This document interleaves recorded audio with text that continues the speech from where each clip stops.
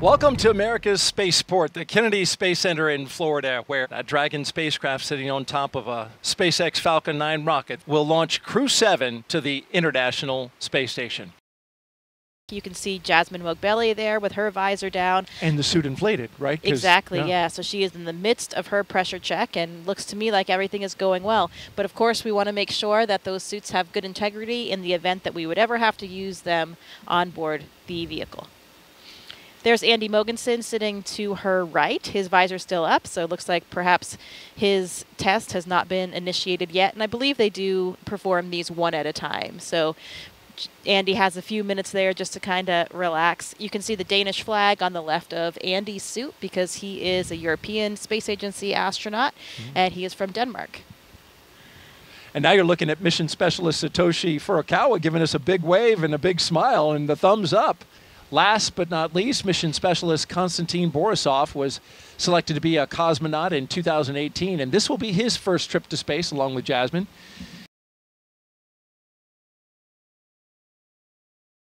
And here they come, the astronauts walking down the hallway at astronaut crew quarters.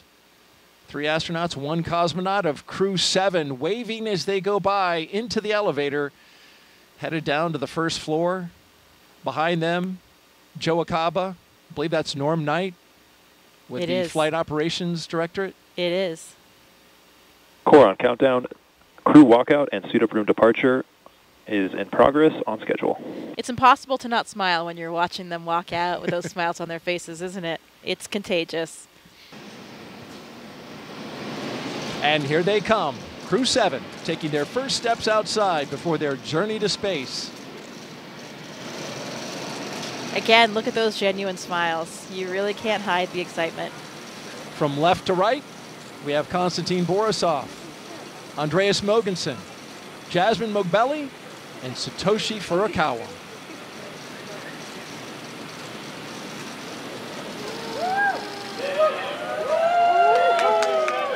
Here we go. You can see some of the NASA administrator there, Bill Nelson, Bob Cabana's there, the associate administrator. We mentioned Pam Melroy already. Everybody's there to cheer them on, send them on their way. Let's listen in a little bit. We've got a microphone down there.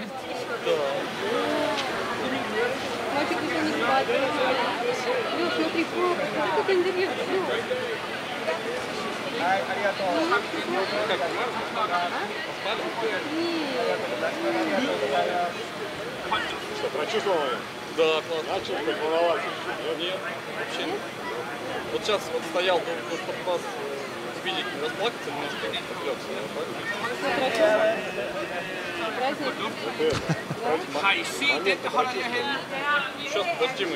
Of course, the astronauts have been in quarantine for the past 2 weeks, so that's why they're standing a set distance away from their family and loved ones.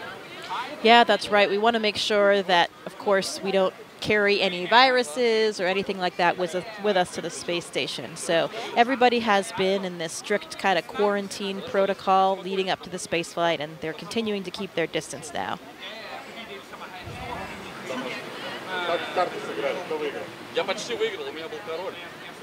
You see Alex Gerst, German astronaut from the European Space Agency there, and Takuya Onishi, a Japanese astronaut. You can see those blue suits toward the front, helping out, escort the families and with the guests. Both are space veterans, of course. Mm-hmm.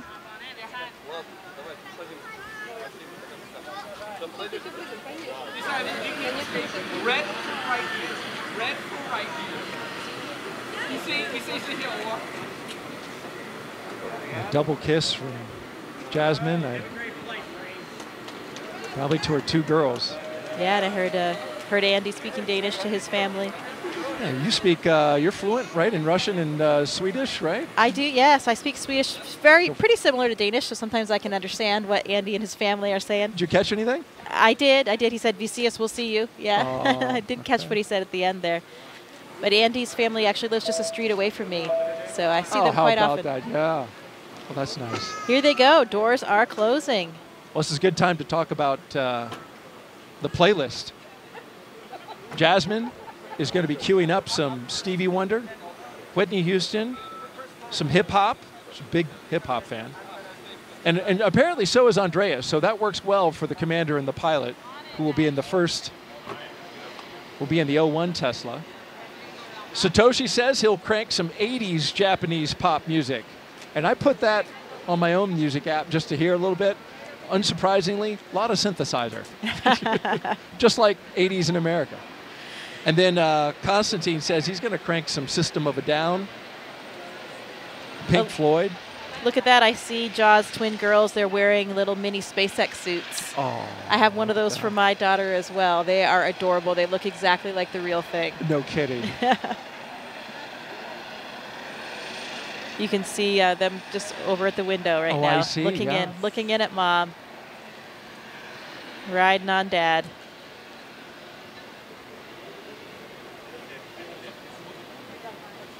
Yeah, those playlists they have for the Teslas and perhaps, you know, we on the Soyuz, we create a playlist for inside the vehicle. We're in the vehicle for so long before things get busy in there that we have some music, and it's so nice to hear a couple of the favorite songs from each of your different crewmates, lots of different styles of music, and those songs that are really important to you.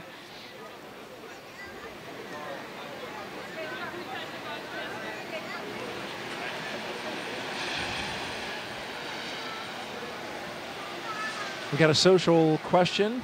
If you have one, send it to us. Hashtag AskNASA on YouTube, Twitch. See those outfits with the hood and everything. Yeah, yep. The hood for the helmet. They're really great. Cute. Got to dress like Mom. Be ready for game day. Oh, absolutely. And I imagine that helps a lot with this moment. Of course, they're quite young. But, you know, with children of a certain age, understand that there's some risk involved, and astronauts have to have that conversation with older children. Yeah, I'm sure it gives them something to identify with. You know, they're wearing the same outfit as Mom today and ready to cheer her along for her launch. So in the first Tesla, we've got the closeout lead and 2 suit technicians. In the second, the commander and pilot. And the third, the mission specialist, 1 and 2. And bye. They go. Bye, bye. I think you need a longer bye. You nailed it. Thank you. Thank you. Here we go with our commander and pilot, Jasmin and Andreas, making their way out for a view of the rocket. And there it is, that traditional lean back. You got to try to take it all in, and it's a tall rocket. And they've got as I understand it, a very rigid back to the spacesuit, which prevents them from actually turning their heads up. So you've got to turn your entire upper torso in order to see it, right? That with the helmet being integrated onto the suit, it adds that stiffness as well. You know, I remember these moments getting ready for my launch, and it's interesting because people ask all the time, you know, how do you feel? Are you scared? But the thing is, we are so well trained. We've gone through all of these motions so many times that even for me, when I was well into sitting in the vehicle, looking at my displays, monitoring things, hitting buttons, you know, you're going through all of these training protocols, and it just feels like another simulation. I actually had to remind myself that this one was going to be real, that it was going to end a little bit differently. All right, there are 2 mission specialists, Konstantin Borisov and Satoshi Furukawa. Taking it in. They're getting a lot of looks. Yeah. Big wave, thumbs up. It's interesting about that elevator when they go in. If they were to ask, which floor would you like? There's actually a button that says space. Yeah. They changed the 255-foot level to space. Which floor? Space, please. Oh, yep, right away. Let me punch that up for you. Always the best button that you want to press. But only the 4 of them will be making that final step to space. Everybody else has to come back down the elevator. That's right. And there's Jasmin Moghbeli, the commander, and Andreas Mogensen, our pilot, making their way across the crew access arm into the White Room, where they'll get into the spacecraft. But first, core on countdown. Crew have arrived at the White Room and are preparing for ingress. We are on schedule. Yeah, that other tradition that we talked about. There's the last signature that they'll have to dole out before they get all strapped in.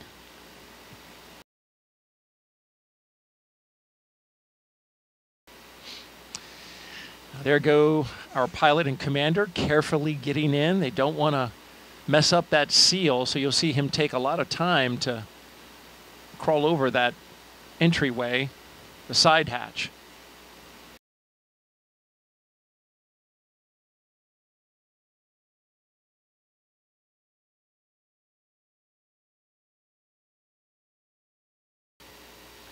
And here come our mission specialists. On the left, Konstantin Borisov, and on the right, Satoshi Furukawa. They're even dancing their way down the hallway. Oh, they're loving it.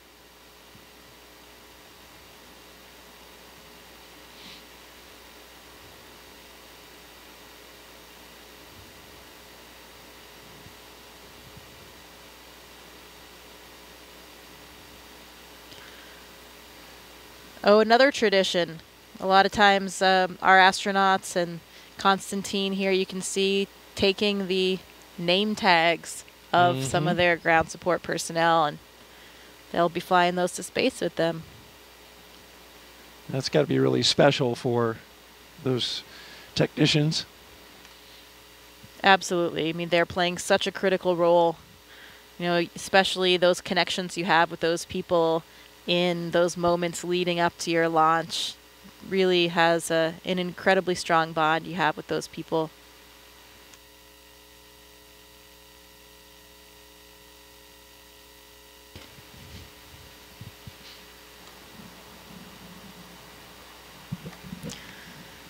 Any good astronaut or cosmonaut always has a Sharpie with them. I don't think there's a Sharpie pocket on this suit, but the technicians are handing them Sharpies to get this job done. Yes, in fact, it's on the to-do list. Make sure that the Sharpie is in the white room. And you saw briefly Satoshi holding his arm up, and those zippers. They have zippers on each arm, zippers on the leg.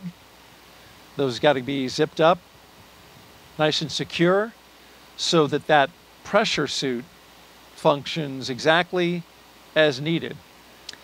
Yeah, there's actually 2 layers of zippers. That was probably just the external one, so there's a redundancy there. The main pressure is held by the lower set, the more internal set of zippers.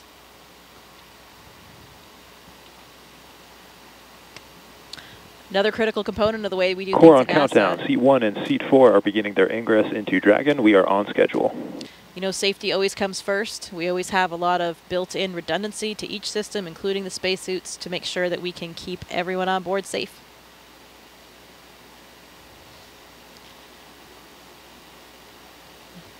Another big difference that I'm sure Andy and Satoshi are feeling right now is the difference of the seats between Dragon and the Soyuz spacecraft.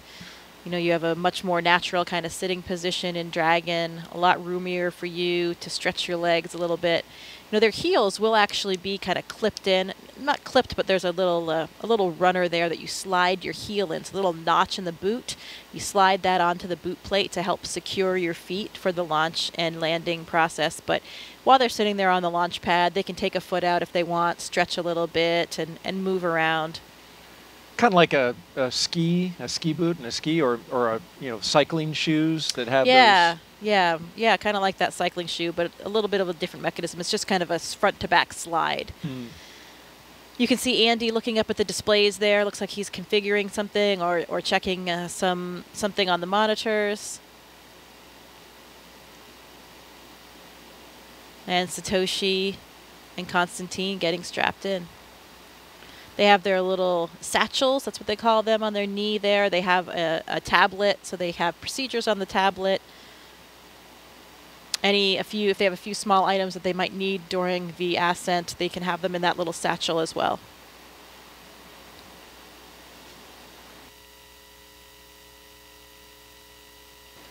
So there they go. With a big wave as they rotate the seats upwards so they can be better configured for launch, of course, and also they'll be able to see their display panels directly in front of them. Yeah, the main reason why we want to launch and land in that position is for the G forces, the gravitational forces that we experience. You know, get up to 3 or 4 Gs on launch and landing, on a nominal launch and landing. And when you take those G forces through your chest, so when you're on your back, those forces are coming straight down, so they're hitting through your chest. That's much easier to deal with than if you were sitting straight up, then they were hitting your head. That would really drive the blood out of your head, and that's why, you know, if you're flying a jet, that kind of Dragon thing. SpaceX, seats are in the launch position. You are go for Section 2, suit leak check preparation. SpaceX Dragon copies, proceeding to Section 2, suit leak check preparation.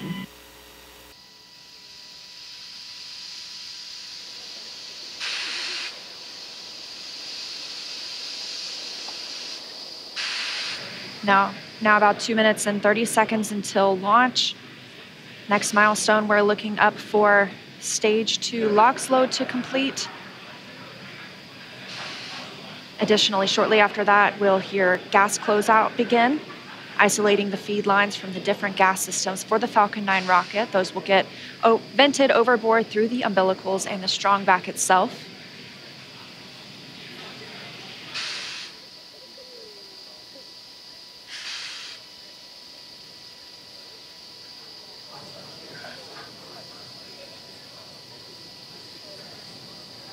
Stage 2 LOX loading is complete. Dragon is in auto idle.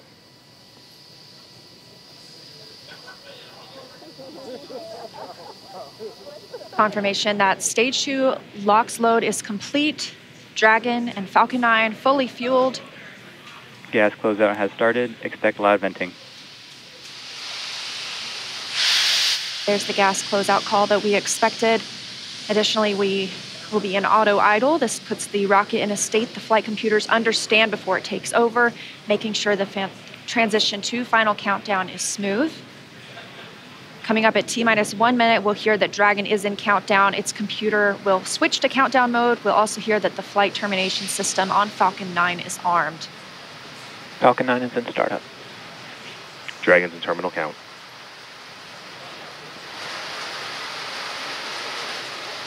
Dragon's flight computer in countdown and configured for launch, and the flight termination system now armed. Less than a minute until liftoff today. Dragon, SpaceX, this flight termination go for system. launch. Dragon copies, go for launch. You heard it, Crew 7 getting the go for launch, just 30 seconds away for an on-time launch. At the time of liftoff today, the space station will be flying 260 miles over southeastern Iraq. T-minus 15. K-minus 10, 9, 8, 7, 6, 5, 4, 3, 2, 1. Engine full power. And liftoff. Go Falcon, go Dragon, go Crew 7. Endurance ascends, an international crew destined for the International Space Station. Stage 1 That's propulsion is 1.7 nominal. million. Good calls from the propulsion officers here. Propulsion's nominal.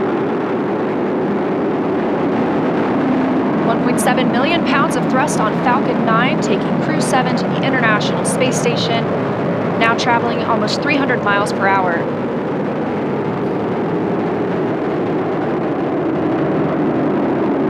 Nominal power and telemetry. We are just about T plus 45 seconds into the 7th rotational crew mission on board Dragon and Falcon 9, and right now the vehicle is throttling down to help us pass through the period of maximum dynamic pressure.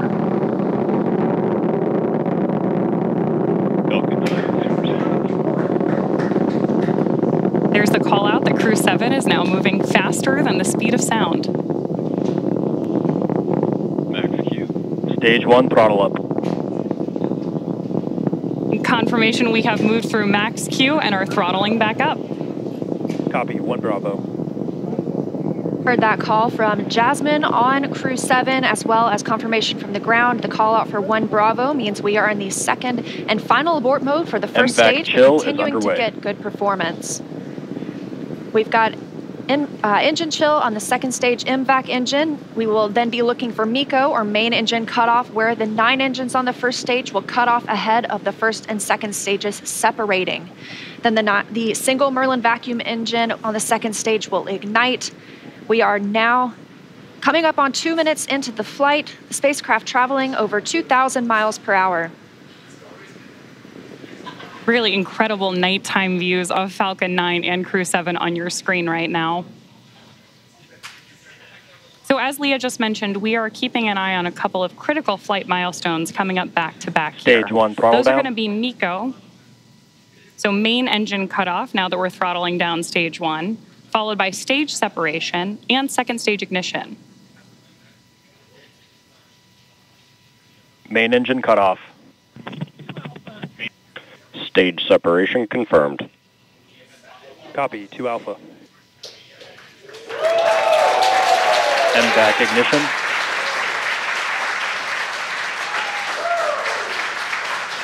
So there you heard and saw MECO, stage sep, and hopefully you heard Jasmin call out for the 2 Alpha abort mode just before second stage ignition. And of course, this is the second stage, powering Dragon on its flight, now traveling almost 4,000 miles per hour. Over 3 minutes since launch, the second stage will continue to power the spacecraft, and our first look at the crew inside.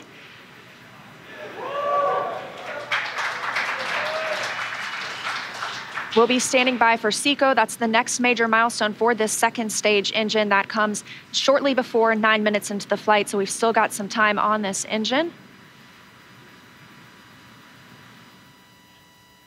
So right now, while Crew 7 makes its way to orbit, our first stage booster is making its way back to land. So you may hear the call-outs here on the net shortly that we are in the middle of our boost back burn.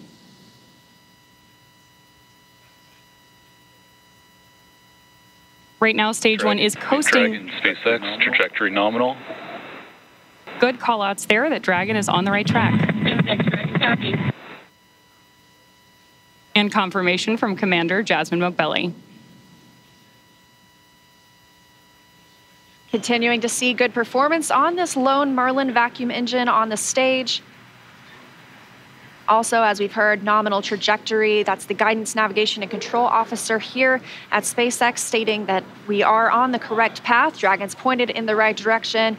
The second stage continues firing until, like we mentioned, second stage engine cutoff at about 8 minutes and 50 seconds into the flight.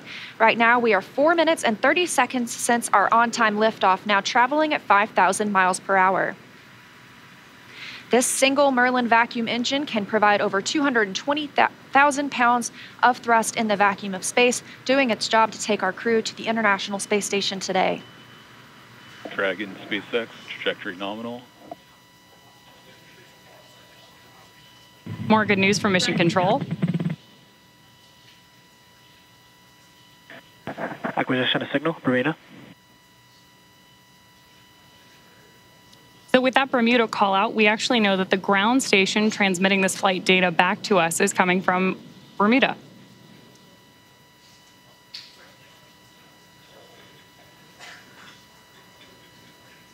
The crew is currently pulling a little more than 1 G as the second stage engine continues to propel their flight. Continuing to hear good calls to the crew, now 5 minutes and 30 seconds into the flight, traveling at 6,400 miles per hour. Again, we will continue to see this second stage fire for about 3 more minutes. Shortly after second stage engine cutoff, we will see it separate from Dragon, which will continue its journey.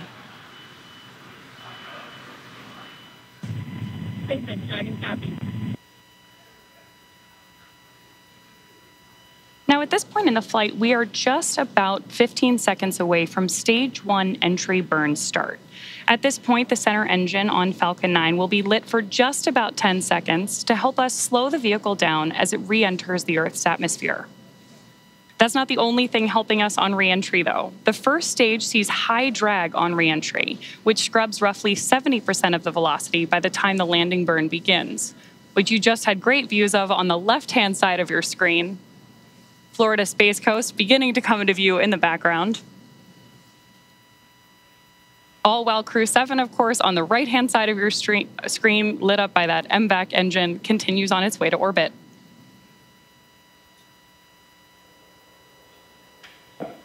We are now coming up on Nominal.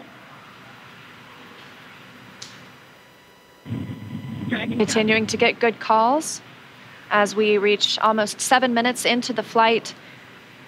Crew traveling at 9,400 miles per hour. Again, we still have about 1 minute, 45 seconds left with the second stage propelling the crew. And of course, we are also expecting that landing burn start from Falcon 9 any second now. Great views.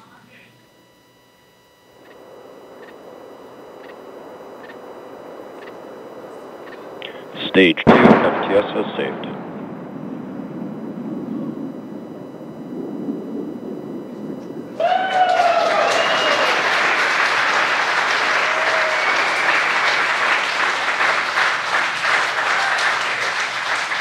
Great news there that Stage 1 has successfully landed back at Landing Zone 1 in Florida.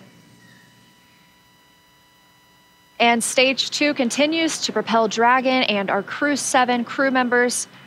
We now are coming up on SECO, second stage engine cutoff. Again, looking at that about 8 minutes and 50 seconds into the flight. Everything continues as planned today, now traveling over 13,000 miles per hour. Again, we're looking for eventually a good orbital insertion at which we'll be traveling. Good calls here at Mission Control in Hawthorne.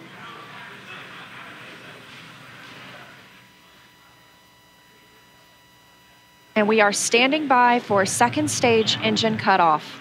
Copy, Shannon. Heard that call for Shannon. That is the call out for Shannon, Ireland, the final abort zone.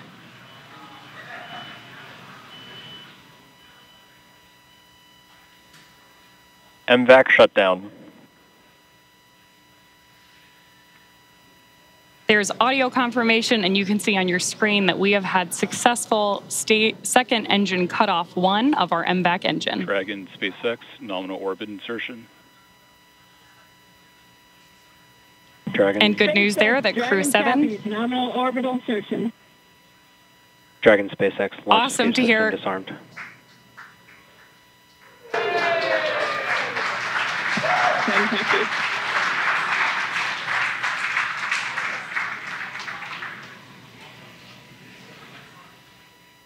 That's the first look at the crew, now in microgravity, confirmation of a good Earth orbit insertion. We are now coming up on 10 minutes into the flight. Of course, we saw second stage engine cutoff, and you're actually getting a look at their zero-G indicator there. We'll stand by for them to tell us a little bit more about that shortly, but we are also standing by for second stage separation from Dragon. Acquisition of signal in Finland. So as Leah mentioned, right now, Dragon and Stage 2 are still attached. Great views of that zero-G indicator there. And what we're doing right now is basically letting any residual dynamics of the vehicle settle out prior to separation.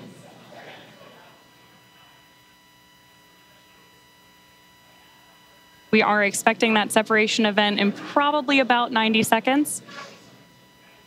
Crew looks like they're having a great time up in space, too. And as we stand by for that separation, shortly thereafter, we'll be looking for the nose cone to begin deploying. That command will be sent, and we'll see it open shortly after. We'll need the nose cone to open to expose those forward bulkhead thrusters, as well as the docking mechanism with which they will use to link up with the International Space Station. After their ride, it's almost 30 hours long.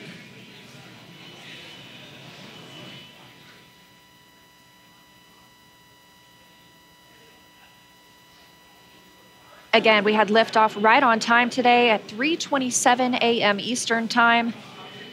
The crew making a smooth journey into orbit. It's now been 11 minutes, 20 seconds since that liftoff. We had confirmation of good orbital insertion, and we are standing by for second stage separation from Dragon.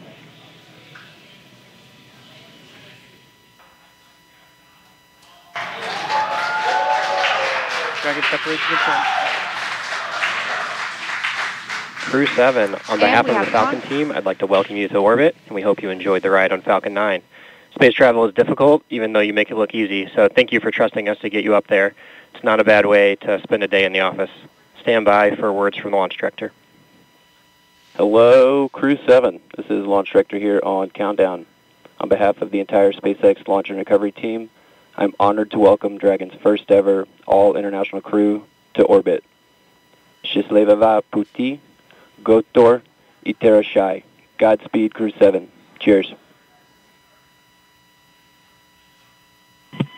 SpaceX, thanks for the ride. It was awesome. On behalf of Andy, Satoshi, Koshi, and I, we'd like to thank the multitude of people who've led us to this unique moment. We may have 4 crew members on board from 4 different nations, Denmark, Japan, Russia, and the USA, but we're a united team with a common mission. We hope the work we do serves to benefit our beautiful home planet and those on it. As you said, human spaceflight requires an unparalleled level of vigilance and rigor, and we thank all those who prepared not only us, but also this truly impressive spacecraft for flight. Finally, to our families, carry the greater burden of our choice to explore. Thank you. Go Crew 7. Awesome ride. You saw the zero-G indicator floating around. Tell us what it was. I did. Well, that, Daryl, was a 3-toed sloth. Important distinction, not a 2-toed sloth. Oh, really? Yeah, so apparently this is one of Andy's kids' favorite animals. And as a family, they were even fortunate enough to see one in the wild in Costa Rica last Christmas when they were on vacation. So it was all kind of fate leading up to this, I think. How about that? This is Andy Mogensen. Andy Mogensen, the pilot. That's correct. That's right. And I guess his family calls him the slowest person in the world. So another reason why this 3-toed sloth had such meaning for all of them. I'm always the last to leave the house whenever we're going anywhere. Personally, I think it's with good reason. But they say I'm the slowest person alive, which is also why it's a 3-toed sloth, not a 2-toed sloth, because apparently that would be too fast for me. So welcome to space, Sasha the sloth.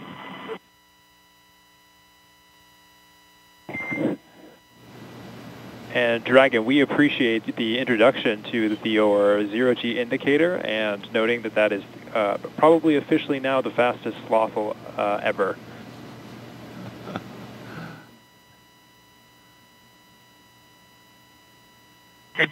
This is Satoshi. It's nice to be in space, and I'm very glad to see happy faces. 日本の皆さん、国際宇宙ステーションへ、再びして着実に仕事をしてきます。